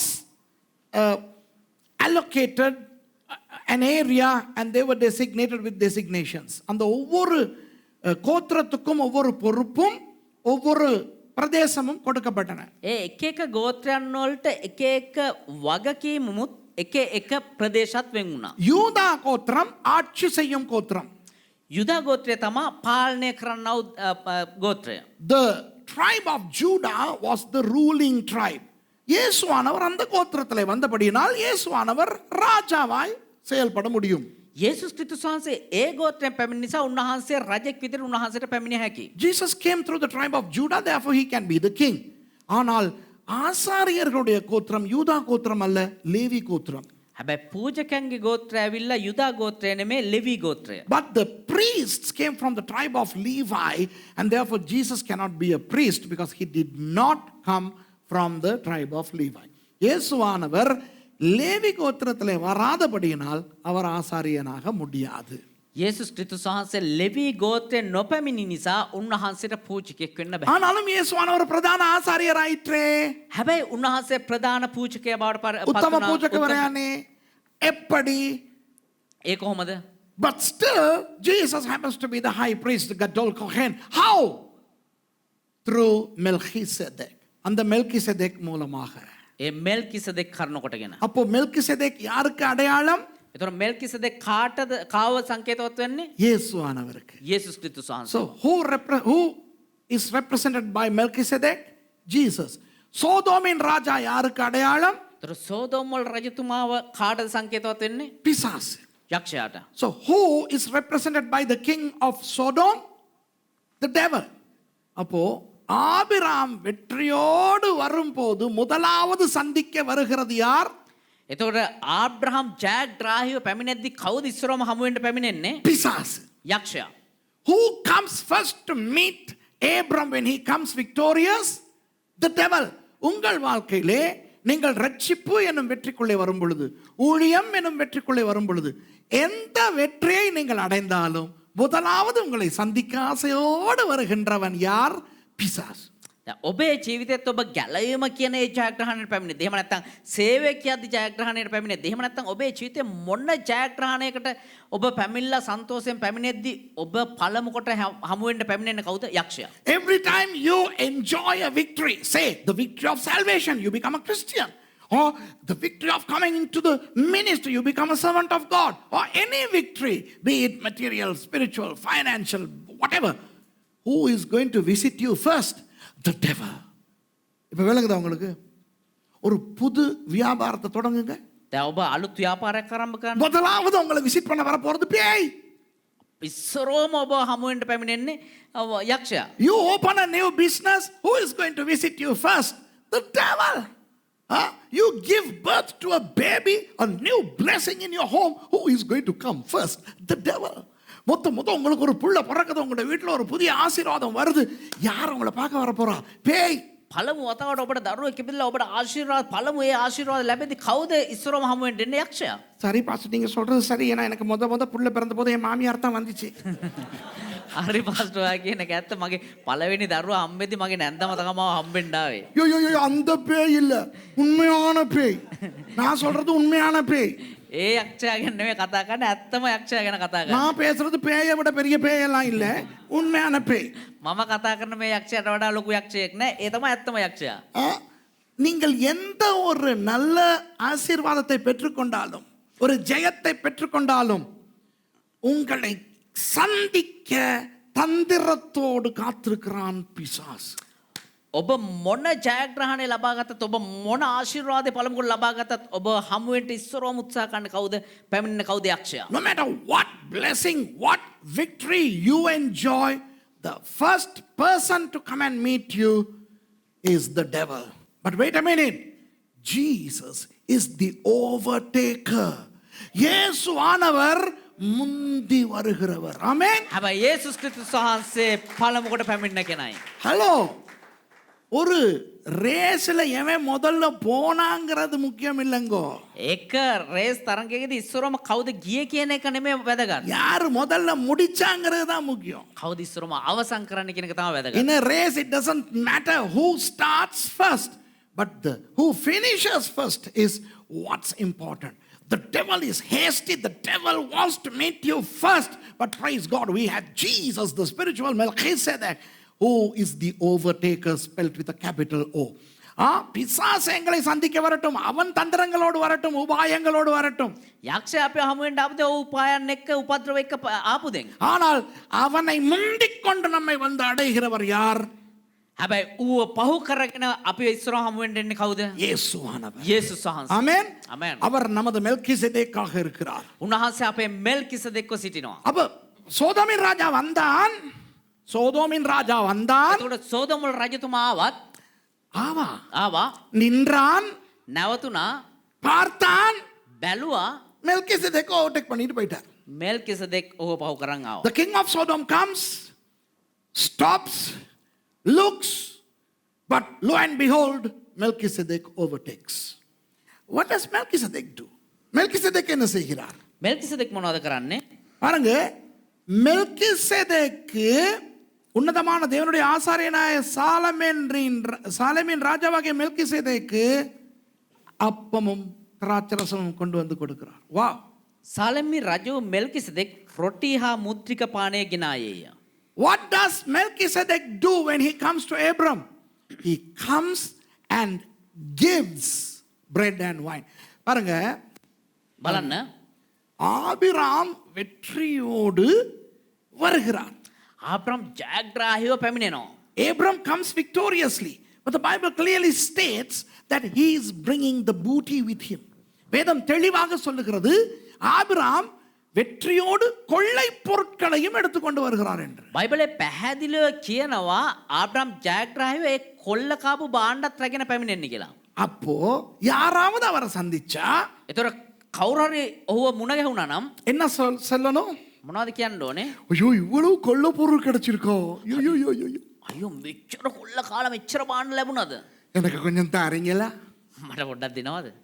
So what should somebody who meets this guy who is bringing a huge amount of booty, what would they say? Wow, look at your victory, look at your baggage, you are bringing a lot of stuff, can we have a little? இப்போ நம்ம பழக்கத்துக்கு දැන් අපේ පුරුද්ද විදියට யாராவது நம்ம வீட்டுக்கு வந்தா என்ன செய்றோம்? කවුරු හරි අපේ ගෙදරට આવතේ මොනවද කරන්නේ? இப்படியே அங்கே வந்து நின்று பார்க்குறோம், இவங்க என்ன கொண்டாந்துருக்குறாங்க.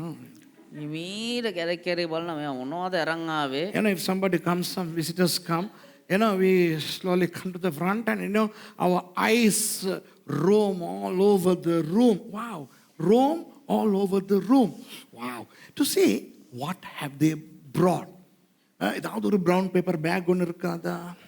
හරි බ්‍රවුන් පේපර් බෑග් එකක් තියනවද? சில நேரம் வந்ததுக இருக்கிறதுகளை விட ஏழையா இருக்கும். දැන් සමහර වෙලාවට මේ ආපු කෙනා ඉන්න අයට වඩා දුප්පත් කෙනෙක් වෙන්න පුළුවන්. Sometimes the visitor may be poorer than the visited. இருந்தாலும் பரவாயில்ல, பிச்சைக்காரத்தனமா ஏதாவது கொண்டு வந்திருக்க கூடாதா? ஏதாவது ஒரு மாரி பிஸ்கட்டாவது கொண்டு வந்திருக்க கூடாதா? ඒව වුණත් බන්න මොනවා හරි අරන් එල නිකන් අටුමතරේ මාරි බිස්කට් එකක්වත් ගේන්න තිබ්බේ නැද්ද? Still they should have brought something. ஆனா இங்கே சில பேர் இருக்காங்க, மாரி பிஸ்கட் கொடுத்தா சாவு எடுக்க கொடுக்குற மாதிரின்னு சொல்றவங்களும் இங்கே இருக்கிறாங்க. හැබැයි මේ ඉන්න මාරි බිස්කට් දුන්නා නම් මේ මල ගෙදරකට බිස්කට් දෙනවා වගේ දෙනවා කියලා කියන කට්ටියක් ඉන්නවා. இந்த நாளும் மாரி பிஸ்கட்டே கொடுத்துக்கிட்டு இருக்கீங்க, இது என்ன சாவுடா? හැමදාම මාරි බිස්කට් දෙගෙන මේක මේ මල ගියද්ද? அப்படி சொல்றவர் பாஸ்டர் டேனிங்கிறத நான் சொல்லவே மாட்டேன். එහෙම කියන්නේ පාස් ඩැනේ කියලා කියන්නෙම නැහැ.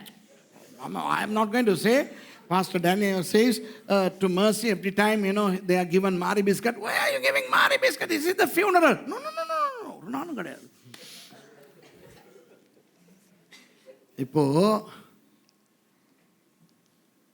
மெல்கிசேதேக் வந்து ஆபிரகாம் என்ன வைத்திருக்கிறார், என்ன கொண்டு வந்தார் என்று பார்க்கவில்லை. දැන් මෙල්කිසෙදෙක් ඇවිල්ලා ආබ්‍රහම් මොනවද අරන් ආවේ මොනවද තියෙන්නේ කියලා බැලුවේ නැහැ. Melchizedek did not come and see what goodie Abram has. Melchizedek came and gave. Melchizedek வந்து என்ன செய்கிறார்? கொடுக்கிறார். මෙල්කිසෙදෙක් ඇවිල්ලා මොනවද කරන්නේ? ඔහු දෙනවා. ஏன் கொடுக்கிறார்? ඇයි දෙන්නේ? அதுதான் அன்பு. ඒක තමයි ප්‍රේමය. அன்பு கொடுக்கும். ප්‍රේමය දෙනු ලබයි. Why did he give?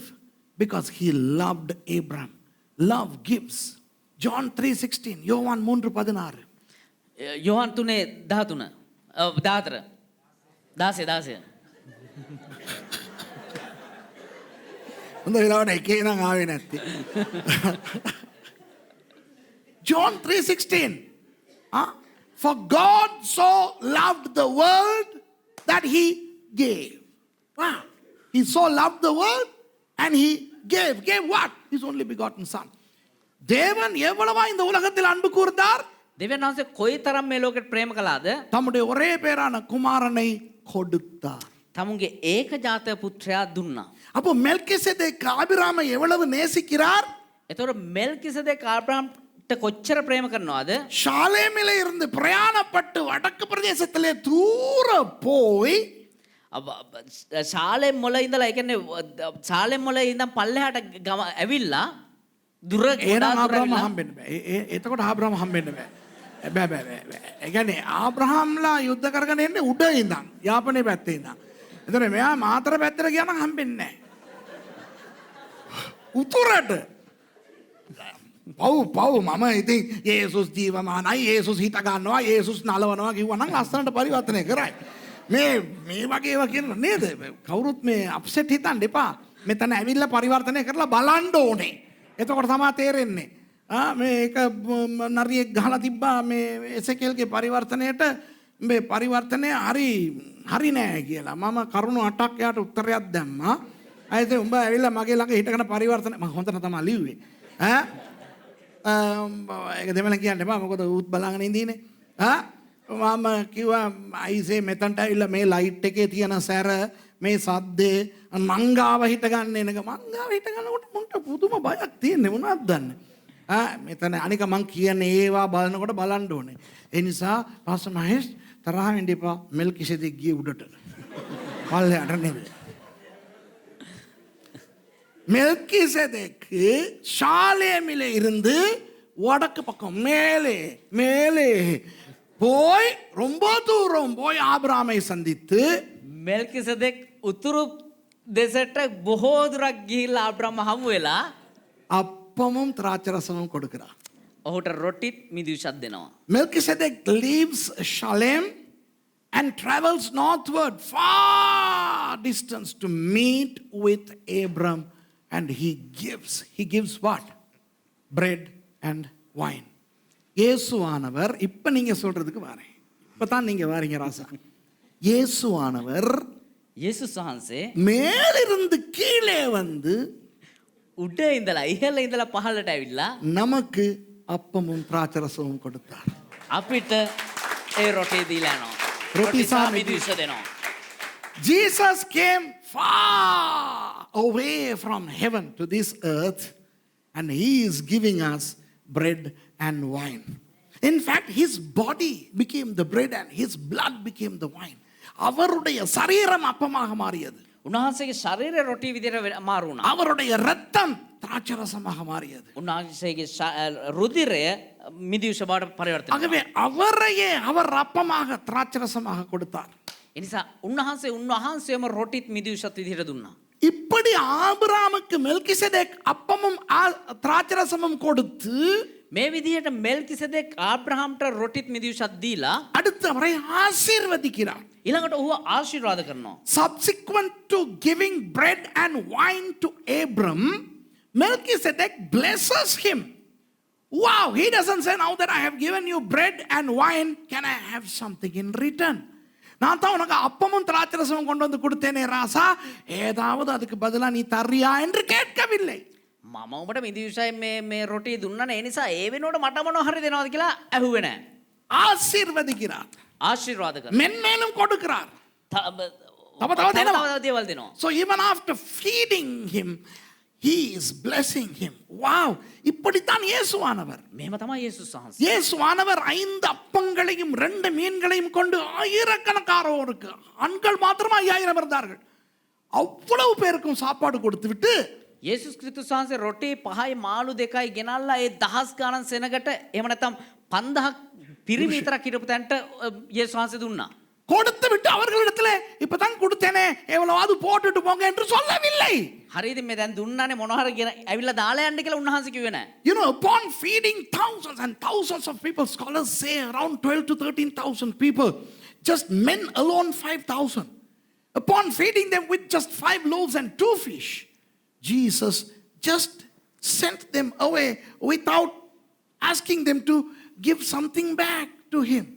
ஆனால் இன்றைக்கு இந்த இயேசுவின் ஊழியக்காரர்களாகிய பலர் හැබැයි අද මේ යේසුස් ක්‍රිස්තුස් වහන්සේගේ සේවකයෝ වෙන අය எதையாவது பிரசங்கித்து விட்டு எதையாவது ஒரு ஊழியத்தை செய்துவிட்டு குடு காணிக்க குடு என்று பிச்சை வாங்குகிறார்கள். මොනවා හරි දේශනාවක් කරපුවාම එහෙම නැත්නම් මොනවා හරි ආශිර්වාද දුන්නාන් පස්සේ ඊට පස්සේ දෙන්න පඳුරු දෙන්න කියන් ඉන්නවා.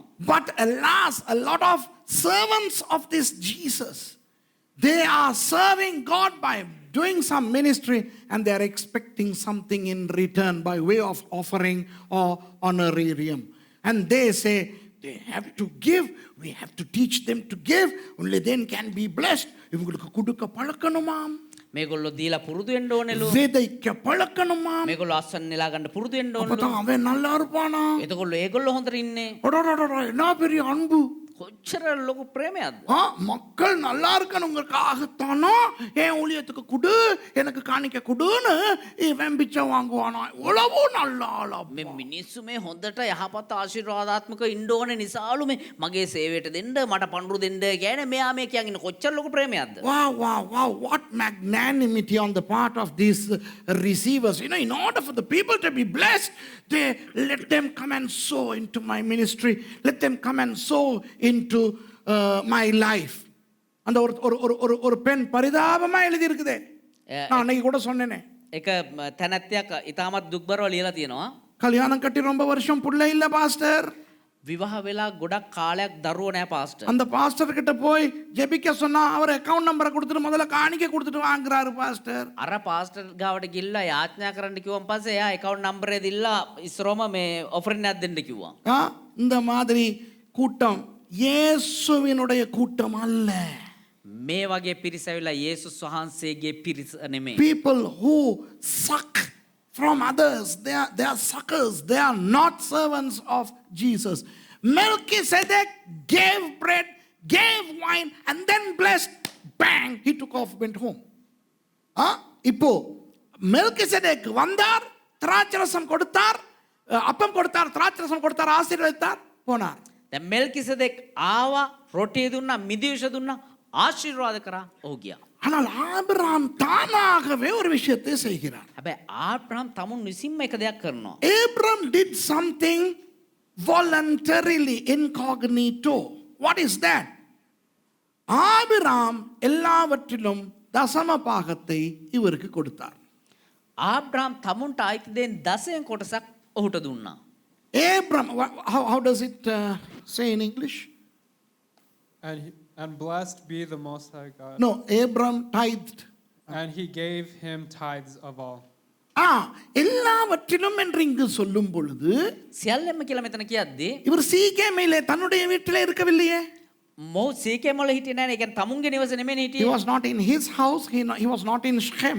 He was somewhere else. And all he had was the booty. அவரிடத்தில் இருந்ததெல்லாம் அந்த கொள்ளை பொருள்.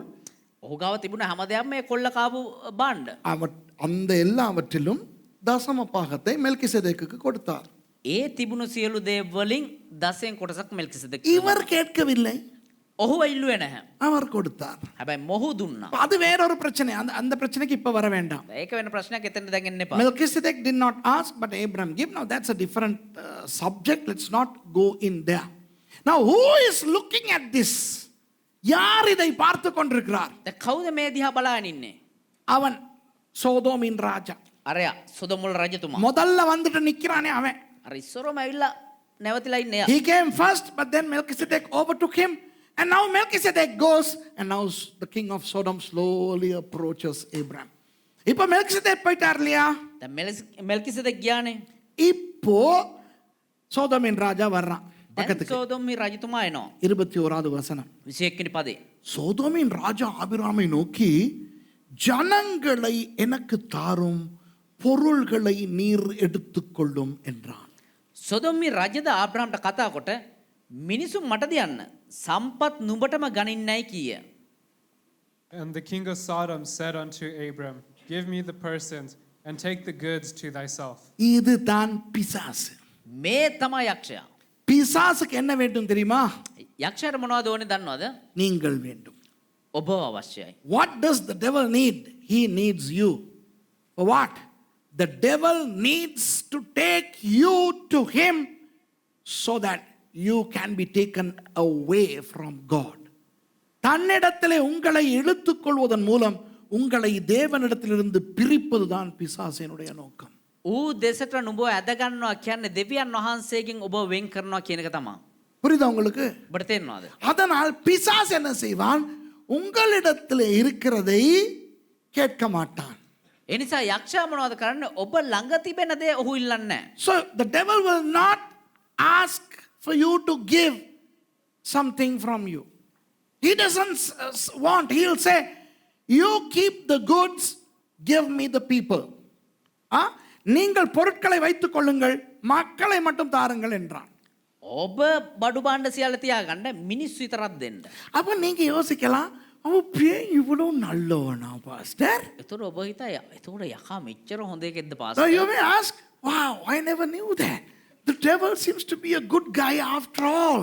Because he says, don't give me anything, just give me people. Well, yeah, asking the people may be bad, but then he says, you can keep your goodies. ஜனங்களை எனக்கு தாரம்னு கேட்டது சரியில்லை தான். මිනිස්සු ඉල්ලන එකත් හරි නෑ තමා. ஆனாலும் நீங்க எல்லாம் சொல்ற மாதிரி அவன் ரொம்பவே சரியில்லாதவன் இல்லையே பாஸ்டர். හැබැයි මේ ඔයාලා මේ කියන විදිහට ගොඩක්ම නරකයක් නෙමෙයිනේ පාස්ටර්. ஏன்னா பொருள் எல்லாம் வச்சுக்கிறேன்னு சொல்றானே. ඇයි කියනවනේ මේ බඩු බණ්ඩ ඒවා තියාගන්න කිව්වනේ. ஏன் தெரியுமா? ඇයි දන්නවද? ஒரு கள்ளனுக்கு இன்பம் களவெடுத்து பெற்றுக்கொள்வதுதான். එක හොරෙකුට සන්තෝෂය ගෙන දෙන්නේ හොරකම් කිරීමම තමයි. A thief likes to steal and get. A thief doesn't like things given to him free because then he's not working for it. ஒரு கள்ளனுக்கு நீங்க சும்மா கொடுத்தா அது அவனுக்கு கொஞ்சம் கிச்சி கிச்சி மாதிரி. ඔබ ඒ හොරාට මොනවා නිකන් දුන්නා නම් ඌට නිකන් කිචි කිචි වගේ. அந்த கள்ளனுக்கு களவெடுக்கிறதுல இருக்கிற இன்பம் வேற எதுலயும் இல்லை. ඒ හොරාට හොරකම් කරන කෙනෙක් ලැබෙන සන්තෝෂය වෙන කිසිම දෙයකින් ලැබෙන්නේ இதற்கு தான் சொல்லுவார்கள் திருட்டு தண்ணீர் தித்திக்கும் என்று. හොර ජලය මිහිරි කියලා කියනවා. හොර ජලය හොරෙන් බොන වතුර තියෙනවා නේද මහේෂ්? ඒක මාර මිහිරිලු.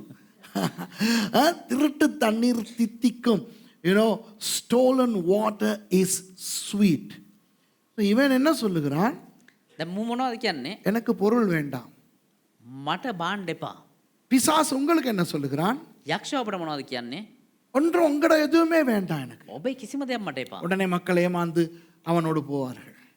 මිනිස්සු රැවටිලා ඌ පස්සේ යනවා. So when the devil says, I don't need anything from you, then the people would go behind the devil. And then the devil knows to loot, kill, steal, kill, and to destroy. The Bible says he comes to steal, kill, and to destroy. அப்புறம் என்ன செய்வான்? அவனுக்கு தெரியும் களவெடுத்து கொலை செய்து அழிப்பதற்கு. ඊට පස්සේ මොනවද? ඌ දන්නවා සොරකම් කරන්න, කොල්ල කන්න, මරන්න. ஆனால் ஆபிரகாம் என்ன சொல்கிறார் என்று பாருங்கள். ඒ වුණත් ආබ්‍රහම් මොනවද කරන්න කියලා බලන්න. Verse 22, I love this. Abraham சோதோமின் ராஜாவை பார்த்து, ஆபிரகாமை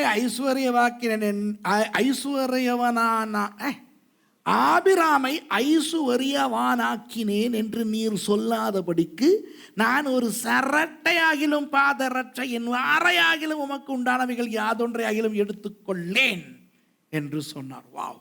ආබ්‍රහම් සෝදම් රජුට කතා කොට මම ආබ්‍රහම් පාසත් කළමේ නුඹ නොකියන පිණිස යෞවනන් කෑදේ සහ මා සමග ගියාව මිනිසුන්ගේ කොටස හැර නූල් පොටක්වත් මිරිවැඩි පැටියක්වත් නුඹ සන්තක කිසි දෙයක් නොගන්නෙමි අහස පොළවත් හිමි මහෝත්තම දෙවියන් වහන්සේට.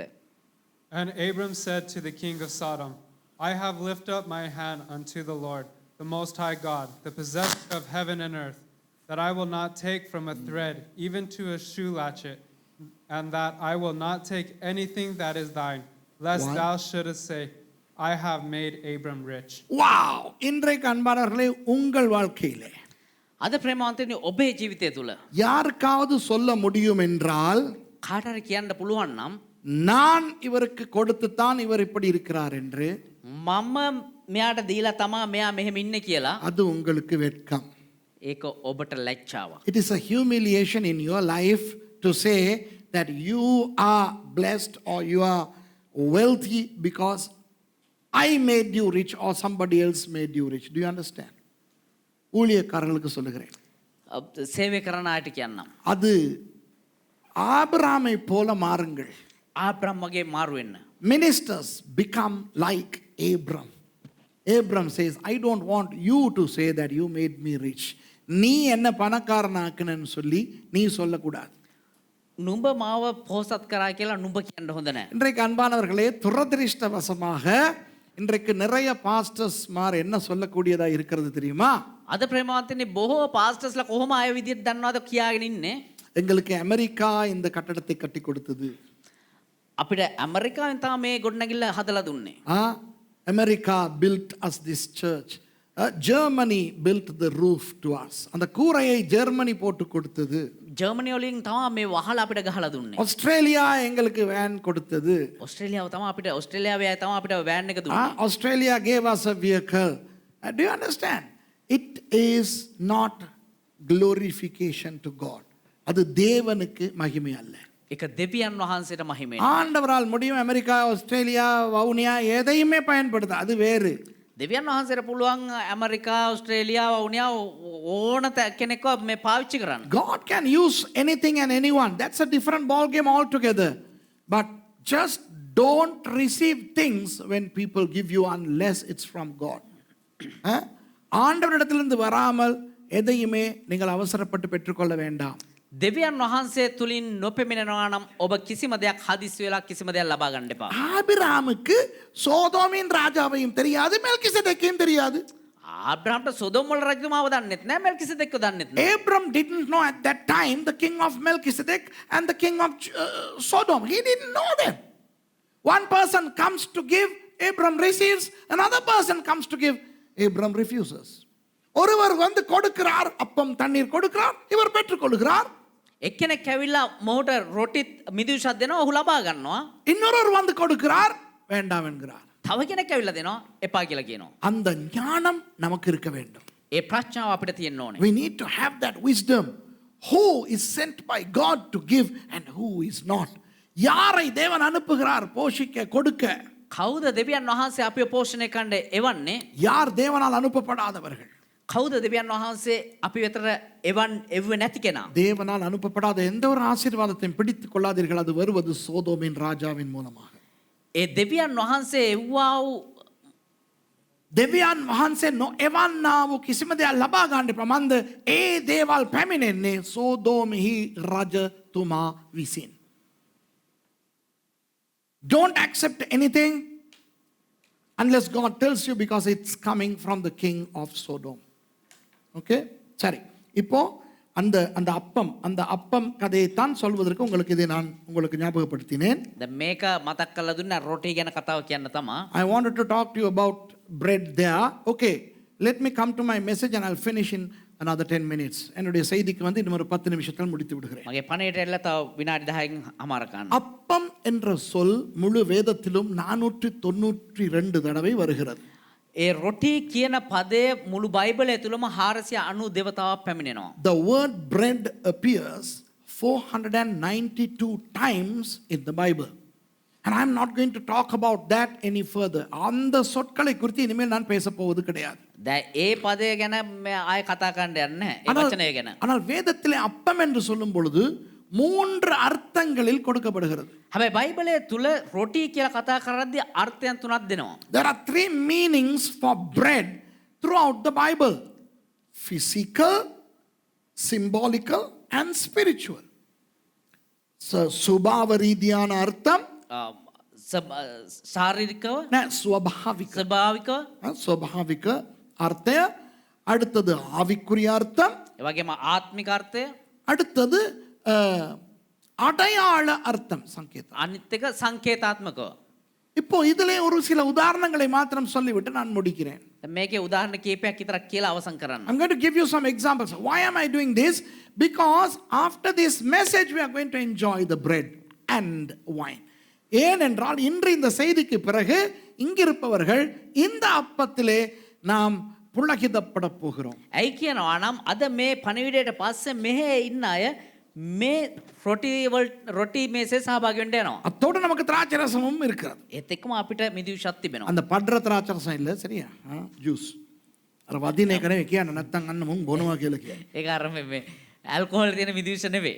ஹரி இப்போ முதலாவது இந்த சுபாவ ரீதியான அப்பத்தை வேதத்திலே நாம் பார்க்கலாம். දැන් අපි බලමු ස්වභාවිකව ඒ පවසන්නා වූ ඒ රොටිය පිළිබඳව. வேதத்திலே பல இடங்களிலே அப்பம் என்று வருவது அப்பம் தான்.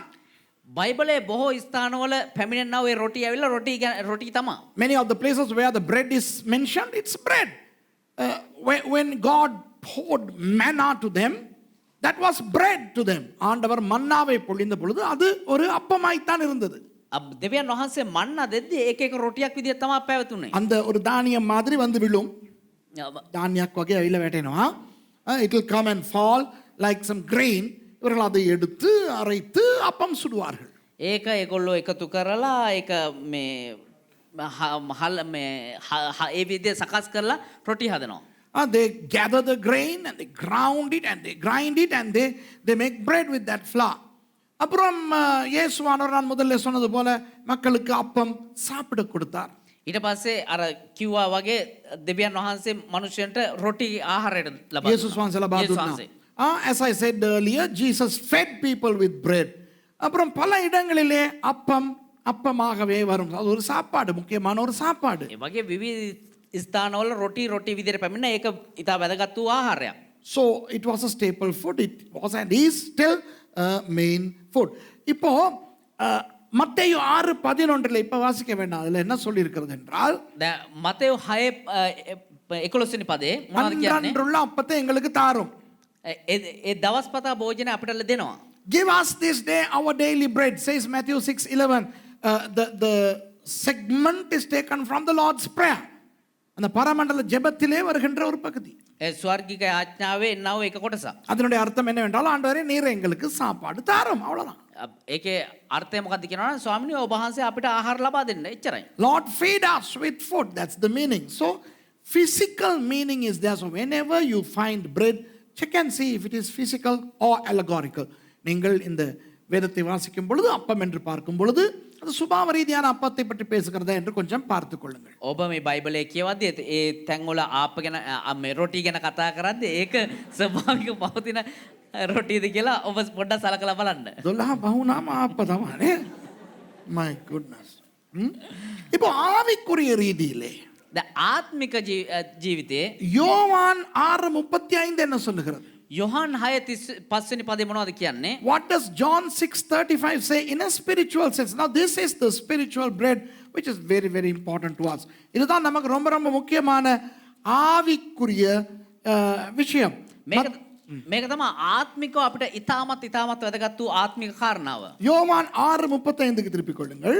நமக்கெல்லாம் தெரிந்த ஒரு வசனம் தான். යොහන් 6:35 වෙනි පදයට පෙළ ගන්න ඔබ දන්න පදයක්. John 6:35 இயேசு அவர்களை நோக்கி ஜீவ அப்பம் நானே, என்னிடத்தில் வருகிறவன் ஒரு காலும் பசி அடையான், என்னிடத்தில் விசுவாசமாயிருக்கிறவன் ஒரு காலும் தாகம் அடையான். යේසුස් වහන්සේ කියනසේක් ජීවනදායක කෑම නම් මමය, මා ළඟට එන්නාට බඩගිනි නොවන්නේය.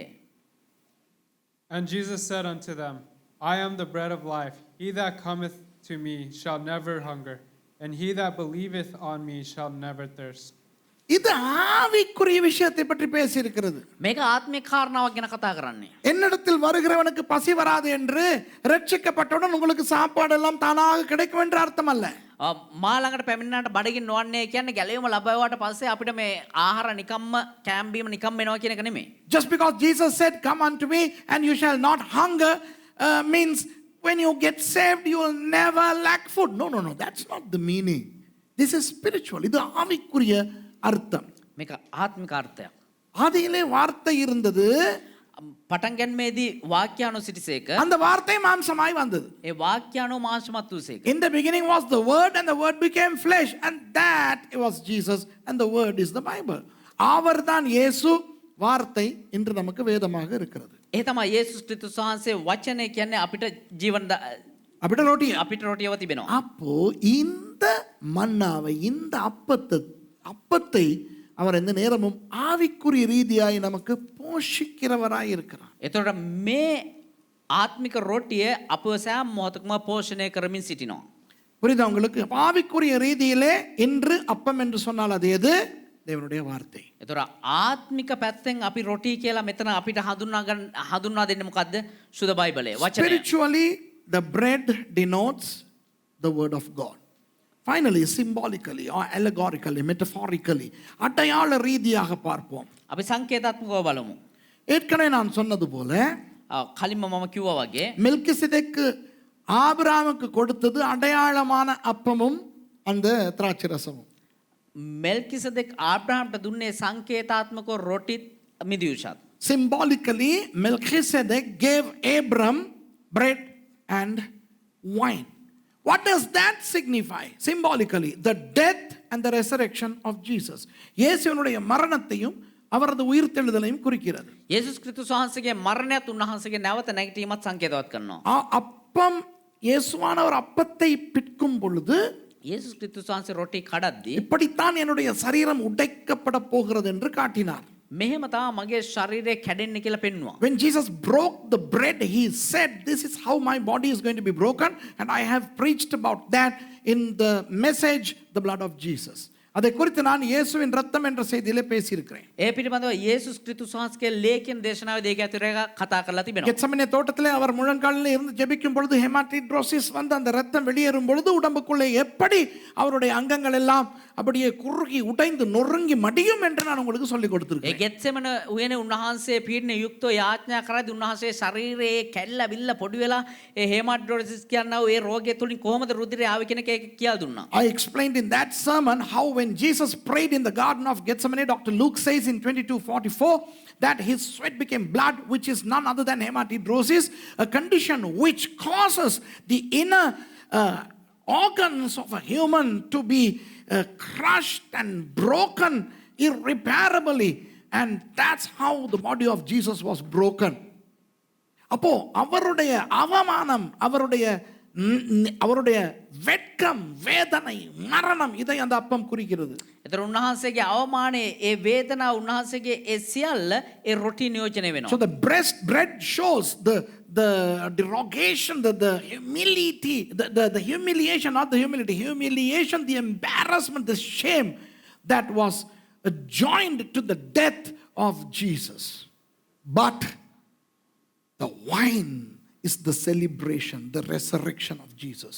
ஆனால் அந்த திராட்சை ரசம் நம்முடைய கொண்டாட்டம், இயேசுவினுடைய உயிர்த்தெழுதல். හැබැයි මිදියුෂය අපේ සැමරීම උන්වහන්සේගේ මලවුන්ගෙන් නැගිටීම ජයග්‍රහණය. அடுத்து இன்று இந்த திருவிருந்திலே கலந்து கொள்ளும் பொழுது ஒன்றை ஞாபகம் வைத்துக் கொள்ளுங்கள். අද මේ අන්තිම රාත්‍රී භෝජනයට සහභාගීදී එක අර දෙයක් අන්තිම ඔළුවේ කියන්න එපා. රාත්‍රී භෝජන සහභාගීදී එක දෙයක් ඔළුවේ තියාගන්න. When you take part in the Holy Communion, remember this. 1 கொரிந்தியர் 10ஆம் அதிகாரத்திலே 16-17 வாசிப்போம். එක කොරින්ති 10 වෙනි පරිච්ඡේදයේ 16 සහ 17 වෙනි පදවලට Let's read 1 Corinthians chapter 10 verses 16 and 17. நாம் ஆசீர்வதிக்கிற ஆசீர்வாதத்தின் பாத்திரம் கிறிஸ்துவினுடைய இரத்தத்தின் ஐக்கியமாய் இருக்கிறது அல்லவா? நாம் பிட்கிற அப்பம் கிறிஸ்துவினுடைய சரீரத்தின் ஐக்கியமாய் இருக்கிறது அல்லவா?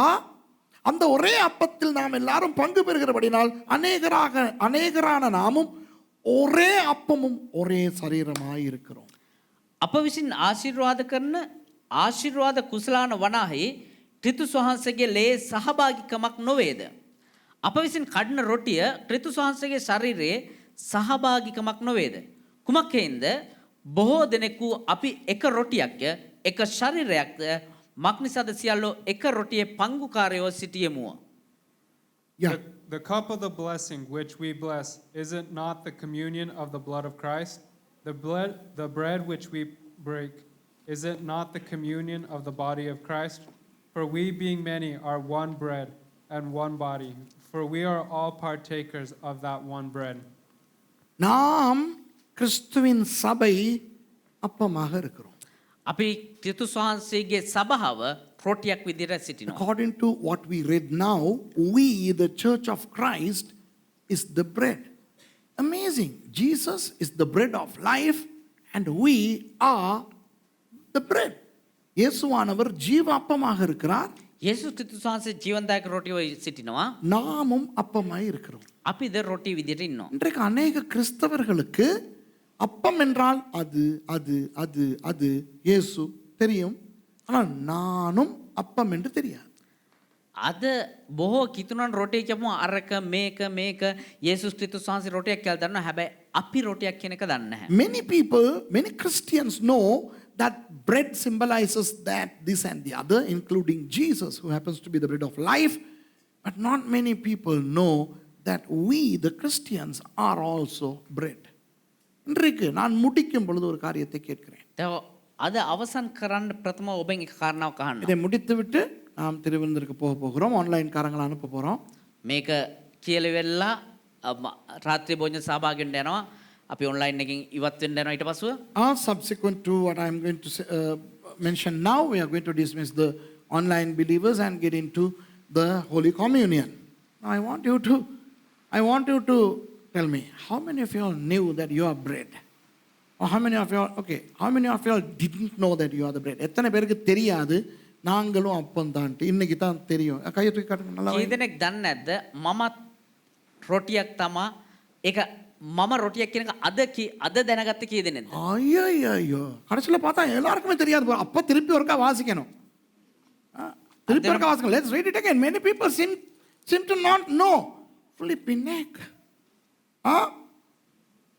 17வது வசனம் 1 கொரிந்தியர் 10:17 எல்லாம் திருப்பிக்கிறீங்க. நான் உண்மையாவே பைபிள்ல இருந்தா வாசிக்கிறேனான்னு நீங்க கண்டுபிடிக்கணும்.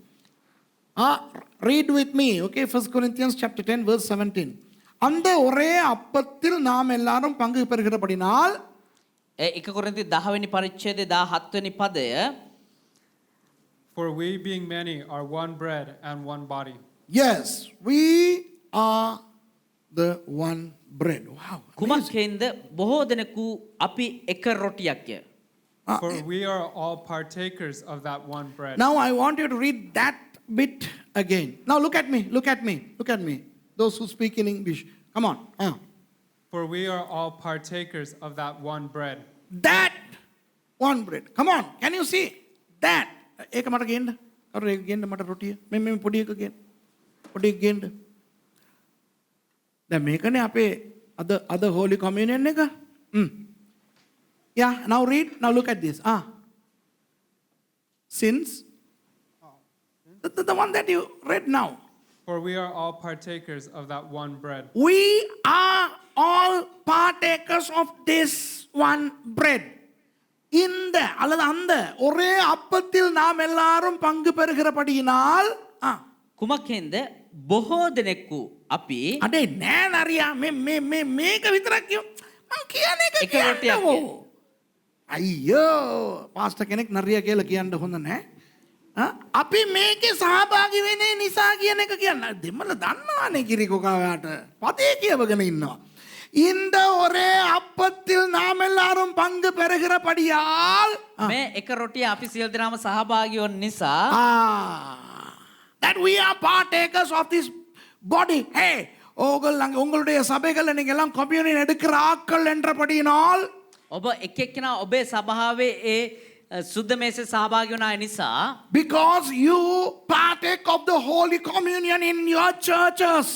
I don't care whether you are here or not, whether you are participating in this or not. You have your own churches and you have your holy communion wherever you are in the world.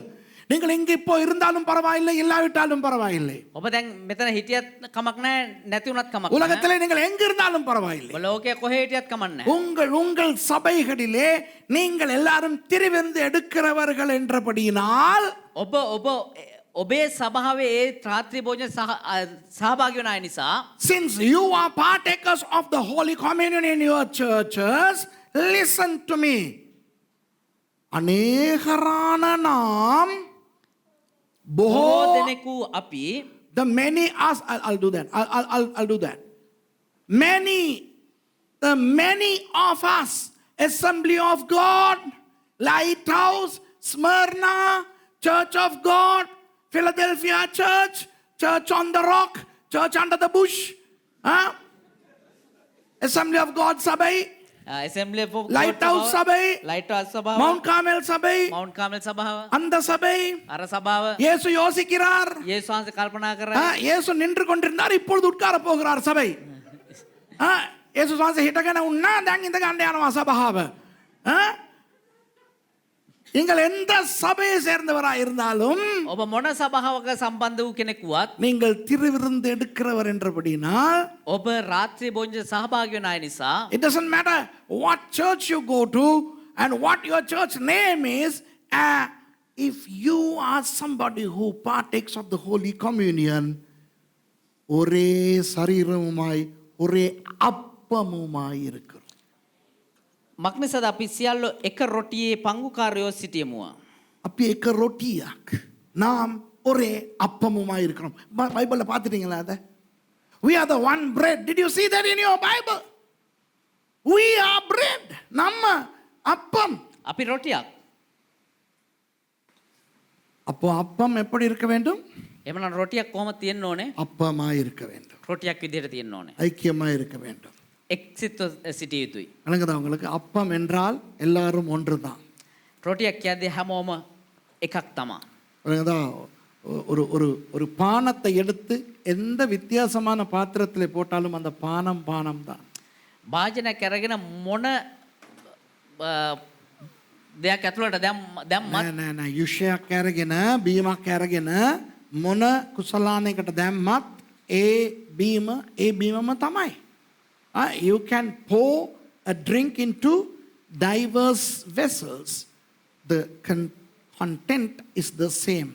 அதனால் நீங்க யாராயும் இருக்கலாம், නිසා ඔබ කවුරු වුණත් எந்த சர்ச்சுக்கும் போகலாம். ඔබ මොන සභාවට ගියත් நாம் அனைவரும் திருவிருந்திலே கலந்து கொள்ளும் பொழுது අපි හැම කෙනෙක්ම රාත්‍රී භෝජන සහභාගී වන නිසා இந்த உலகெங்கும் இருக்கின்ற கிறிஸ்தவர்கள் எல்லாரும் ஒரே அப்பமாக இருக்கிறோம். මේ ලෝකේ කොහේ හිටියත් ඒ කිතුනවා එක රොටියක් බාට When we පරිවර්තනය වෙනවා. partake of the Holy Communion, all the Christians in the whole world become one bread in the Lord. Isn't that amazing? அது ஆச்சரியமானதா இல்லையா? ඒක පුදුම සහගත නොවේද? கிறிஸ்தவர்களிலே யாரும் உயர்ந்தவர் கிடையாது, தாழ்ந்தவர் கிடையாது. ආයේ කිතුනන් කවුරුත් උසස් අයත් නැහැ පහත් අයත් නැහැ. There are no elite Christians and lower Christians. There are no rich Christians and poor Christians. ஐஸ்வர்யமான பணக்கார கிறிஸ்தவர்கள், ஏழை கிறிஸ்தவர்கள் என்று கிடையாது. පොහොසත් කිතුනන් දුප්පත් කිතුනන් නැහැ. படித்த கிறிஸ்தவன், படிப்பறிவு குறைந்த கிறிஸ்தவன் என்று கிடையாது. ඉගෙනගත් කිතුනෝ නුගත් කිතුනෝ කියලා නැහැ. There is no literate Christian versus illiterate Christian. All of us are one bread. நாம் அனைவரும் ஒரே அப்பமாய் இருக்கிறோம். අපි හැම කෙනෙක්ම එක රොටියක්ව සිටිනවා. எழும்பி ஜெபம் பண்ணுவோமா? අපි නැගී සිට යාඥා කරමු. யார் ஜெபிக்க போறீங்க? கையை தூக்க, உங்களுக்கு மைக்க கொடுப்போம். යාඥා කරන්න කැමති වෙන කෙනා අත උස්සන්න, ඔබට මයික් එක ලැබෙයි. Shall we pray and close?